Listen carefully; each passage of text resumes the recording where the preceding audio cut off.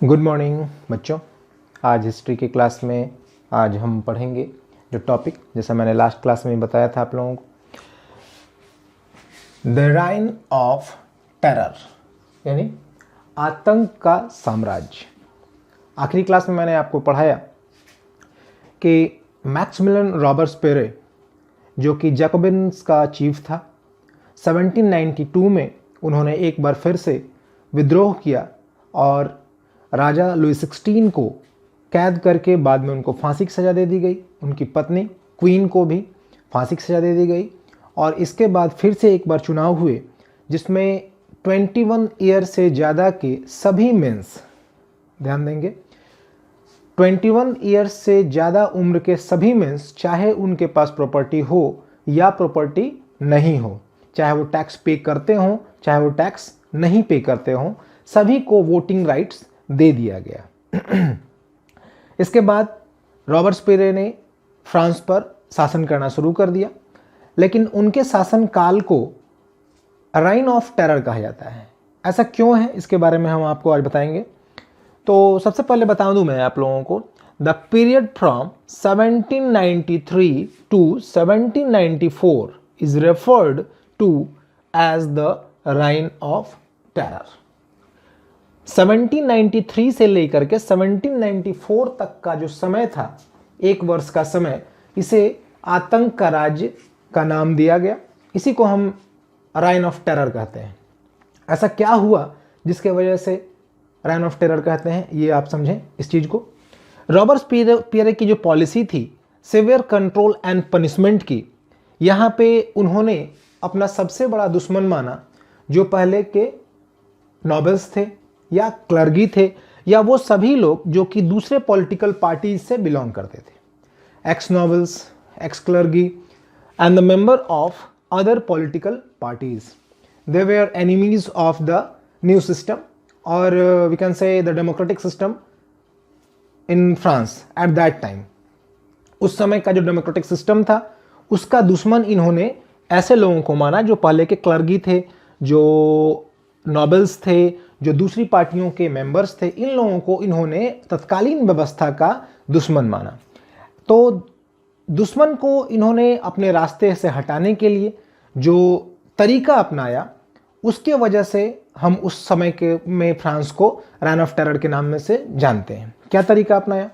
तो आज का जो तरीका है कि किसी को भी अरेस्ट करना, उसके ऊपर मुकदमा चलाना और फिर यदि उसके ऊपर वो जुर्म सिद्ध हो जाता है तो उसको उसके हिसाब से सजा देना।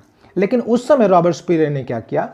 रॉबर्सपियरे ने ऐसे लोगों को जिनको वो अपना दुश्मन समझते थे, जिनको अपना डेमोक्रेटिक सिस्टम का दुश्मन समझते थे, इन लोगों को अरेस्ट किया गया और सिर्फ नाम के लिए मुकदमा चलाया और उनको जो सज़ा दी गई वो एक कॉमन सज़ा थी, वो थी मौत की सज़ा। वो भी जो मौत की सज़ा थी वो काफ़ी दर्दनाक सज़ा होती थी। इन्हें पनिशमेंट क्या था? जिलोटिन्ड। ये जिलोटिन क्या है? A device consisting of 2 poles and a blade with which a person is beheaded. इसका आविष्कार किया गया, इन्वेंटेड बाय डॉक्टर जिलोटिन।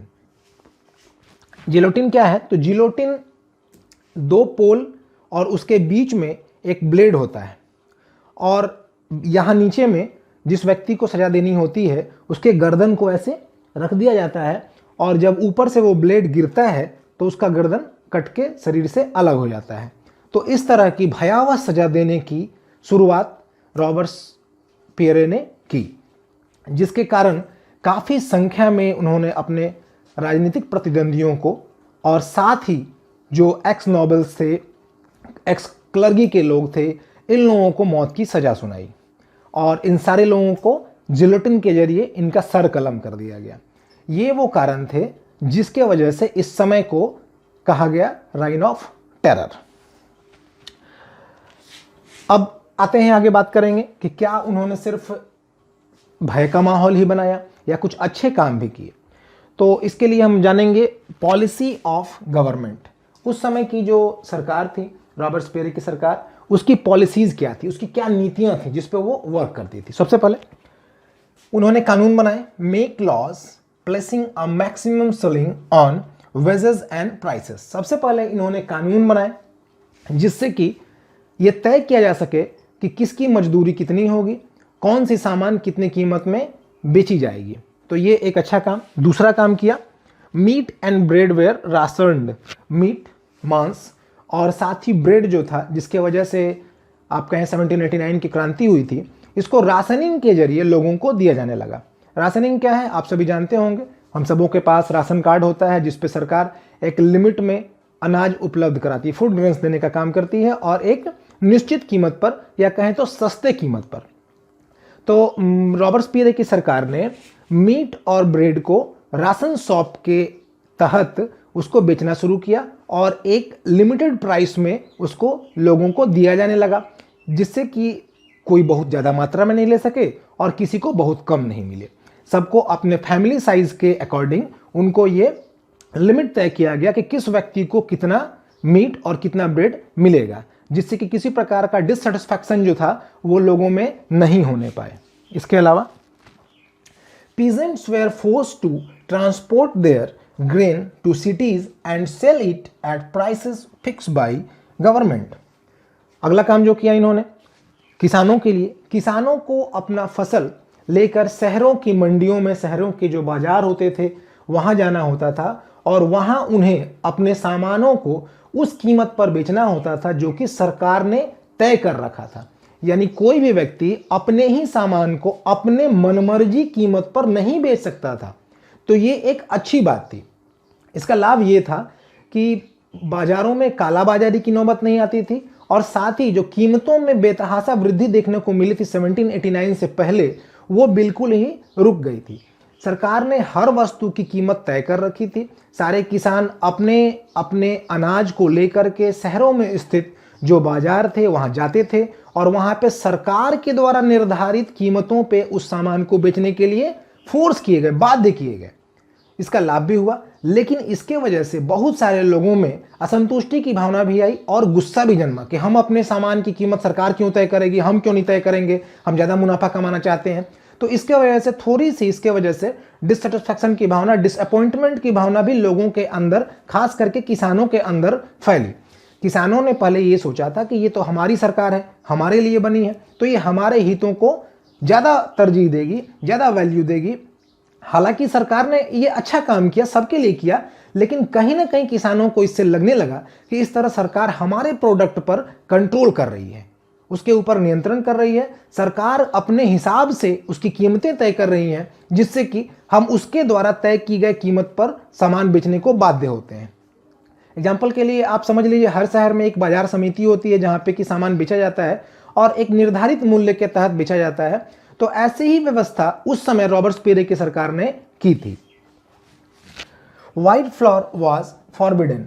इसके अलावा आटे की जो सबसे महंगी टाइप थी, जो प्रकार थी, वो व्हाइट फ्लोर, जो कि काफ़ी महीन होती थी और उजली होती थी, जिसको सिर्फ अमीर लोग ही इस्तेमाल करते थे, उसके प्रयोग पर रॉबर्टसपियर की सरकार ने बिल्कुल ही रोक लगा दिया। यानी सबके लिए एक ही प्रकार का आटा पूरे मार्केट में सप्लाई हो रहा था, चाहे वो अमीर हो चाहे वो गरीब हो, किसी को अलग प्रकार के भोजन के लिए व्यवस्था नहीं थी, जिससे कि लोगों में इक्वलिटी की भावना को बल मिले। ये व्यवस्थाएं सरकार ने। इन सारे प्रयासों के अलावा फ्रांस की उस समय की सरकार ने, या कहें तो रॉबर्टसपियर की सरकार ने, और भी ऐसे काम किए जिससे कि फ्रांस के लोगों में इक्वलिटी की भावना बढ़े। क्या वो काम किए गए? इन्होंने पहले से जो परंपरागत तरीके से लोगों को संबोधन करने के लिए जो वर्ड्स यूज़ किए जा रहे थे, जैसे कि पुरुषों के लिए सर का इस्तेमाल किया जा रहा था और महिलाओं के लिए मैडम का इस्तेमाल किया जा रहा था, उसके जगह पे इन्होंने सारे पुरुषों को सिटोयन और सारी महिलाओं को सिटोयनी कहने की व्यवस्था शुरू की। साथ ही साथ जो वहाँ के लोग थे उन्हें सिटीजन कहकर बुलाया जाने लगा।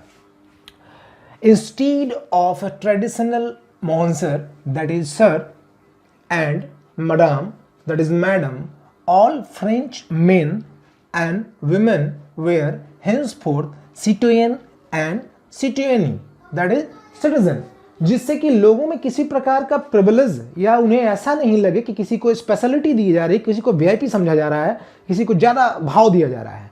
ये चीज़ लोगों के मन में नहीं आए, इसके लिए सबको एक कॉमन दिखाने के लिए इन्होंने ऐसी व्यवस्था की कि सारे लोग सिटीजन हैं, सारे जो मेन होंगे वो सिटोइन कहे जाएंगे, सारी विमेन सिटोइनी कही जाएंगी। किसी प्रकार का सर या मैडम जैसे ऐसे वर्ड्स जिससे कि उनको कोई ऐसा लगे कि मैं कोई वीआईपी हूं, ऐसा फीलिंग नहीं आए, इसको समाप्त कर दिया गया।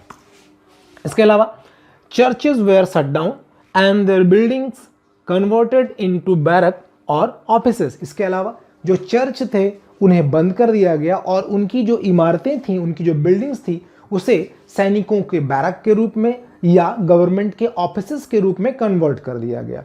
तो इस प्रकार क्लर्गी की जो प्रॉपर्टी थी रोबेस्पियर की सरकार ने उसे भी जब्त कर लिया।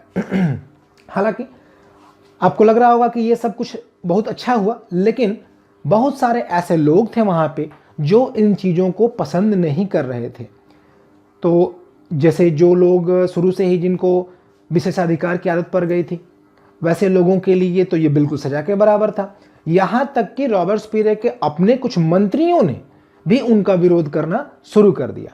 फिर क्या हुआ?